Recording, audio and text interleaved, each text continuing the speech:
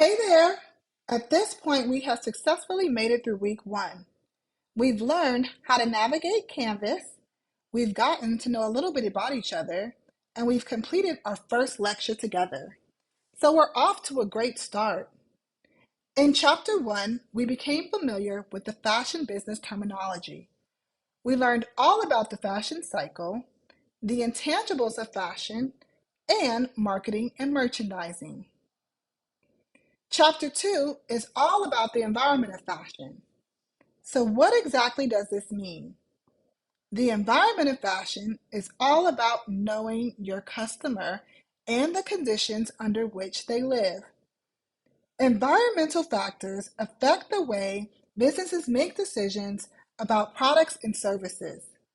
It determines what products and services will be presented to certain consumers and at what price points.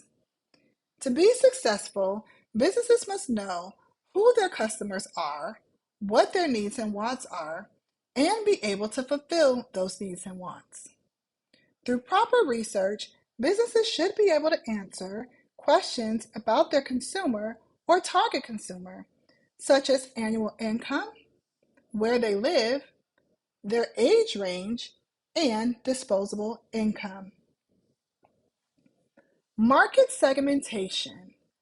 Market segmentation breaks down the consumer market into smaller groups.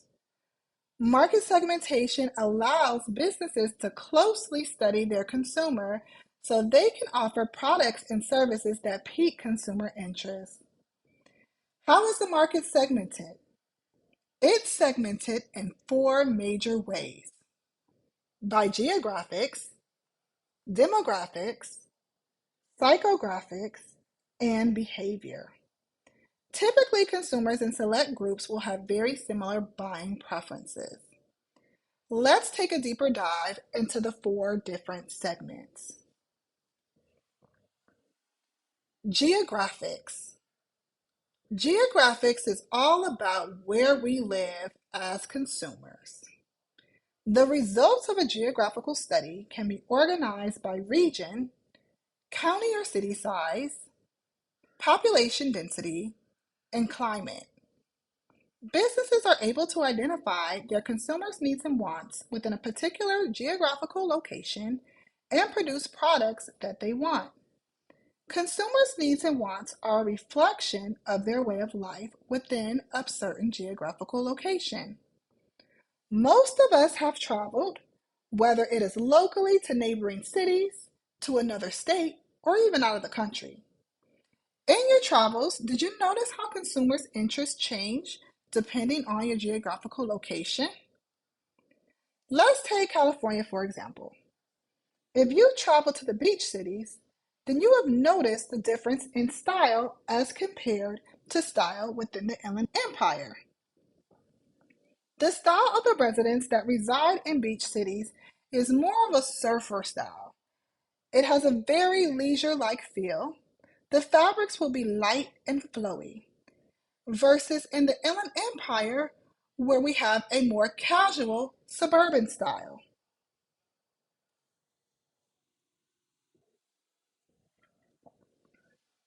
Market segmentation, demographics. So with demographics, you're taking a closer look at the consumers within a geographical location and breaking them down into even smaller segments by age, gender, race, income, occupation, etc. Let's do another geographical comparison, but this time let's break it down further by demographics. So when you look at this image here, what you're seeing is data on the city of Los Angeles. The data here is looking at poverty levels by age and also by education. So let's compare the city of Los Angeles to Beverly Hills. With a quick search of each city using the US Census Bureau, it is revealed that 35% of those in Los Angeles that is age 25 and older and have a bachelor's degree or higher, as compared to those who reside within Beverly Hills. 63% of people aged 25 or older who reside in Beverly Hills have a bachelor's degree or higher. When we look at the poverty levels of Beverly Hills versus the city of Los Angeles, we'll notice that Beverly Hills has about an 8% poverty level as compared to LA with a 17% poverty level. The demographic information allows marketers to focus their campaigns towards specific groups. This information is quite useful as what may pique the interest of someone who lives in Beverly Hills, who acquires a higher income and has a higher education level, may not pique the interest of someone who lives in Los Angeles who's barely making it. A consumer in Beverly Hills might be more all about luxury fashion versus a consumer in Los Angeles who would most likely be more into fast fashion. The fashion that changes quickly over time, the fashion that they're able to access at different price points. Psychographics gives marketers an in-depth picture of potential consumers and their lifestyles through the classification of population groups in accordance with psychological variables such as attitudes, values, social class, personality, and lifestyle. Psychographic studies can predict consumer purchase patterns and distinguish users of a product. The PRISM system utilizes geographic, demographic, and consumer behavior studies to identify and understand current and prospective consumers. While the system tells marketers what people will buy, it does not tell them why. The VALS2 system, which stands for Values, Attitudes, Lifestyle, and Segmentation, provides the why through the application of demographics and psychographics. Let's take a look at this image here that compares demographics to psychographics. So in this image, we can see that we have a single woman who earns about $200,000 per year. She resides within New York City. She works in the medical profession, and she's 36 years old. She's a fan of the NBA. She values her family bonds. She's a good saver. She enjoys vacations on islands. She loves dogs and enjoys classical music. This 36-year-old female would be a consumer who would be interested in items such as clothing that is easy to pack, casual attire for the times that she's bonding with her family or taking her dog out for a walk. All of the demographic and psychographic variables help businesses to market their products towards consumers. Let's take a further look into the VALS2 system and how it sorts consumers into 8 major categories. So we have innovators, thinkers, achievers, experiencers, believers, strivers, makers, and survivors. So innovators are going to be those that are on the leading edge of change. They're going to have the highest income, and they tend to gravitate towards luxury products and services. Thinkers are going to be motivated by ideals. They tend to be responsible and well-educated professionals.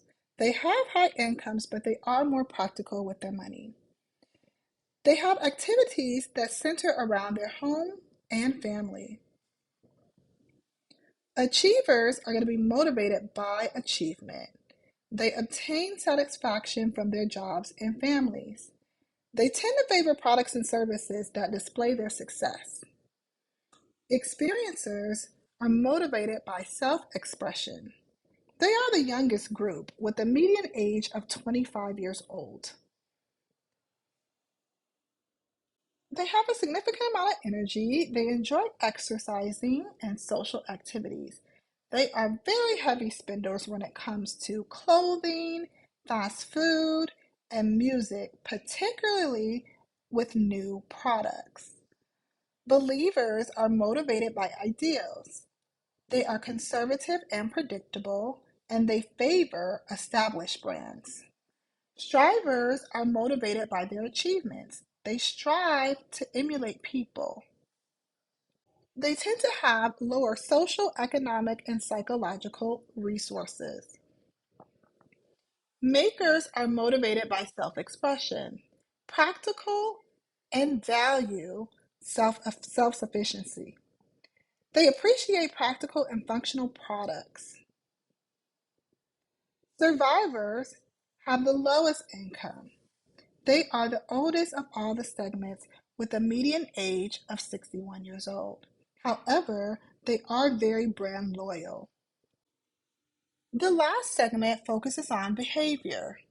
So consumers are grouped together based upon their behaviors or their opinions of specific products and services and their rate of use of these products or services. Behavioral studies look at what consumers do. Behavioral data works in conjunction with geographics, demographics, and psychographics to build a complete customer profile.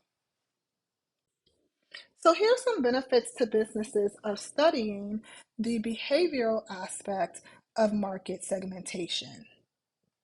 It improves personalization, predicts future behaviors. Businesses are better able to manage their campaigns and budget better when targeting these consumers. They are able to achieve better data analysis and results and just have a better overall understanding of their consumer.